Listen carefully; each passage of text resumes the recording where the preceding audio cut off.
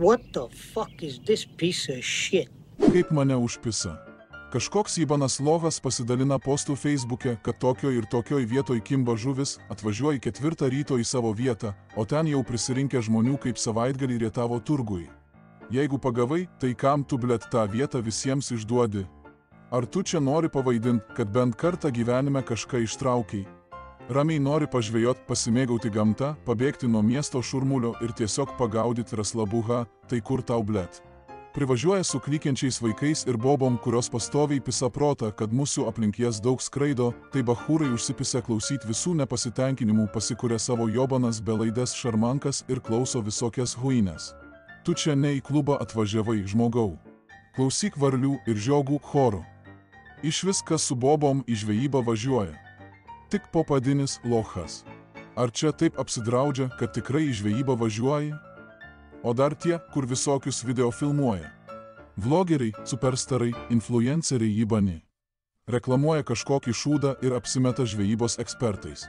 Jūs darbą susiraskit, o ne centų prašinėkit per tuos savo YouTube'us, ar kur jūs ten tą savo mėšlą transliuojat. Tiktokeriai įbani. Aš irgi žmogus, noriu pagaut žuvies, pajaust tą traukimo malonumą. Atrodo ruošies, susiperki visko už 300 eurų, pusę pahalčiko algos investuoji į vieną žvejybą, nuvažiuoji į točkę, o ten blet nekimba. Jūs ką, žuvys, vapšė ahujel? Valgyt nenorit? Tokių skanėstų atsivežu. Sliekų, aparikų, kukurūzų, batono, boilių, hujoilių. Ir nieko.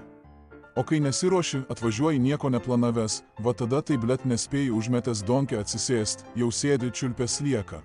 Gyvenimo apipiskė kažkokia. Dar vienas dalykas, žvejai jūs įbani.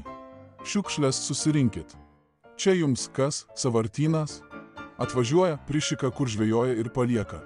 Tikriausiai ir namuose vietoj to, kad į tuliką šikt, tai geriau į triusikus prisišikat, nes tingit iki tuliko nueit. Karočią pagausiu, ausis nurausiu. O jeigu žvejyboj nesiseka, tai eneba.com tavo išsigelbėjimas. Nueini, prisiperki žaidimų papigiai ant akcijų ir žaidi. Viskas, nei žvyno brigadiorai.